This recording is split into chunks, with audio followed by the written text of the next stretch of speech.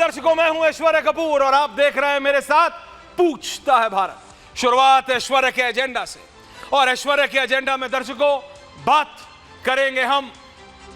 आज 5 चरण पूरे हो चुके हैं, 2 चरण बचे हैं और अगले 48 से 72 घंटे के अंदर वो 6ठा चरण भी हो जाएगा। उसके बाद सिर्फ 1 और 7वां चरण बचेगा। बीजेपी कह रही है, और कोई और नहीं, गृह मंत्री अमित शाह कह रहे हैं कि बीजेपी 310 सीट ऑलरेडी जीत चुकी है। जी हां, तो वहां कांग्रेस कह रही है कि वो 300 सीट जीत चुकी है। हां, मेरा ऑडियो सही है और आप ठीक सुन रहे हैं। कांग्रेस भी कह रही है कि वो भी 300 सीटें जीत चुकी है।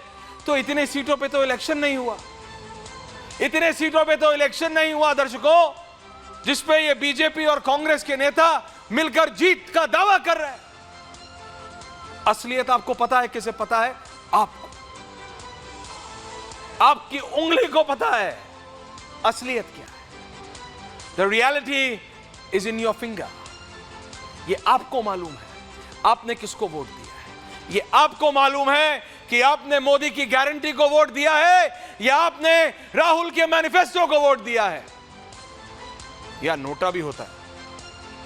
लेकिन दर्शकों, ये इलेक्शन 24 का इलेक्शन बीजेपी कहती है देश के लिए बहुत महत्वपूर्ण है, तो कांग्रेस भी कहती है कि देश के लिए उतना ही महत्वपूर्ण है।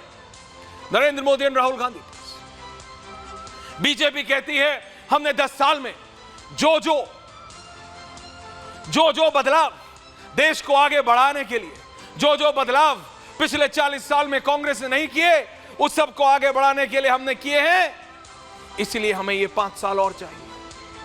तो वहां कांग्रेस कहती है कि जो 40 साल की में हमने गति दी थी, हमने आगे बढ़ाया था, वो 10 साल में नरेंद्र मोदी बीजेपी की सरकार ने सब गड़बड़ कर दिया। मैं इसलिए कह रहा हूं, ये मोदी की गारंटी वर्सेस राहुल का मैनिफेस्टो जो है, इसलिए इसकी क्या असलियत है? बीजेपी की 310 या कांग्रेस की? क्योंकि दोनों के नेताओं का दावा यह है कि उनकी पार्टी ऑलरेडी 5वें चरण के बाद ही 300 सीटें जीत चुकी है। लेकिन माइंडेड, जी हां माइंडेड, अभी 2 चरण बचे हैं और नरेंद्र मोदी की सीट काशी तो अभी जानी है वो। हां, बीजेपी कह रही है पहले 2 चरण इंटरनली, सामने नहीं कोई बोलता है दर्शकों। नेता चाहे इधर का हो चाहे उधर का हो, कैमरा पे वही बोलता है जो जनता सुनना चाहती है। असली मजा आता है जब नेता कैमरा बंद होता है और बोलना शुरू करता है। बीजेपी कॉन्फिडेंट है कि सरकार तो उसकी है। कांग्रेस 60 पे कॉन्फिडेंट है। And mind me what I am saying, 60+। Congress का कोई नेता, छोटे से बड़े से आप बात कीजिए, 60 तो आ ही रही है। कोई बहुत ज्यादा है तो अरे 80 पे 100 आ जाए। 60 और 100 वो समझते हैं एक ही बात है। 40 सीट ऐसे ही आ जाएंगी, भूल जाते हैं कि पिछली बार 44 पे समेट गए थे। एक सीट कांग्रेस के लिए महत्वपूर्ण, पर वहां BJP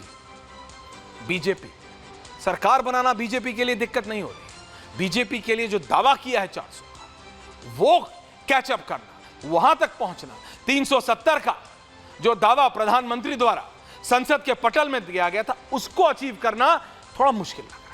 it's tough, not impossible.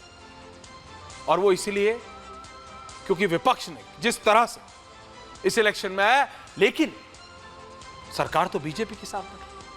तो कौन कितने पानी में, इसी पे है आज पूछता है भारत कि 5 चरण बाद एक तरफ बीजेपी बोल रही है 300 सीट, तो वहां कांग्रेस कह रही है 300 सीट। क्या है असलियत? पूछता है भारत।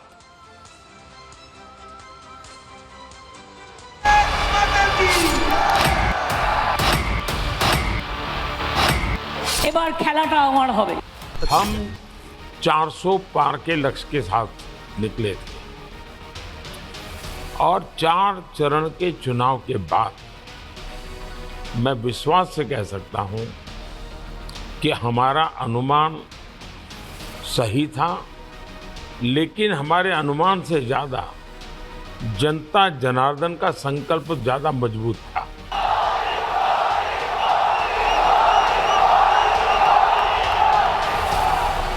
बार भी मैं कहता हूँ, साउथ में सबसे बड़ी पार्टी भारतीय जनता पार्टी होगी, एनडीए उसमें और जोड़ेगा। यह एक बहुत महत्वपूर्ण चुनाव है। यह चुनाव देश के लोकतंत्र और संविधान को बचाने का चुनाव है। 5 चरण में मोदी जी 310 पार कर गए हैं पार।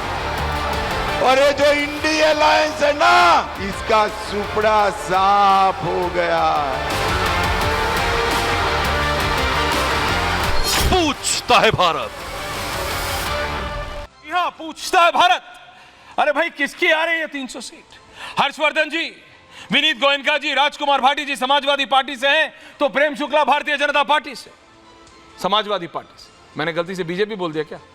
नहीं, ठीक बोला ना। पंकज शर्मा जी वरिष्ठ पत्रकार है। रत्नाकर त्रिपाठी जी स्टूडियो में नहीं है, वापस काशी पहुंच गए। हर्षवर्धन जी, आवाज आ रही है आपको? उम्मीद करता हूं। प्रेम शुक्ला जी, आप भी कह रहे हैं 300 सीट आ रही है। पंकज शर्मा जी, आप भी कह रहे हैं 300 सीट आ रही है। अरे इतनी तो सीटें नहीं है, इतनी सीटों पे तो वोटिंग नहीं हुई जितनों पे दावा कर रहे हैं। पंकज जी, मैं किसी भी कांग्रेस के नेता से बात करता हूं, छोटे हो या बड़े हो, काडर में हो, युवा हो, राजस्थान से हो जहां पे आपका काडर मजबूत है, या महाराष्ट्र में जहां पे आपको बहुत उम्मीद या भरोसा हो रहा है कि आप बीजेपी को पटखनी दे पाएंगे, या कर्नाटक में जहां पे आपकी सरकार है, 60 से 80 एक ऐसा कॉमन फैक्टर है जहां हर कांग्रेस का नेता कह रहा है 60-80 तो आ जाएंगी, और आप उसी में संतुष्ट हैं। पंकज जी और प्रेम शुक्ला जी,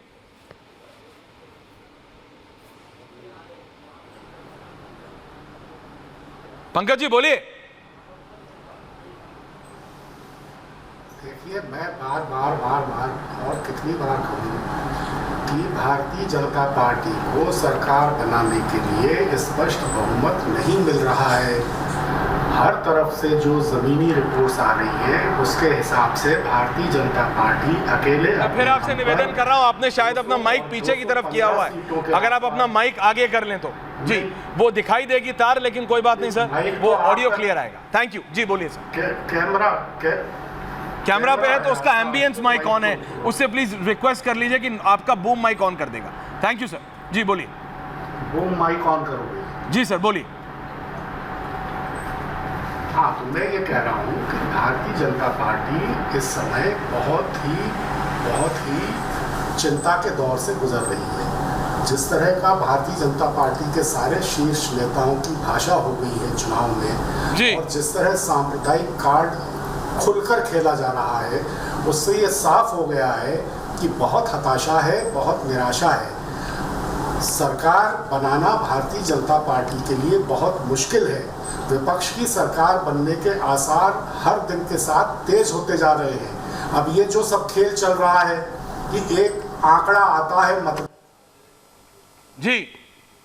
पंकज जी, मैं आ रहा हूं आपके पास, मैं आपसे डिबेट शुरू करना चाह रहा था, लेकिन कुछ ऑडियो में दिक्कत हो रही है। गर्मा जी, I am unable to hear you also.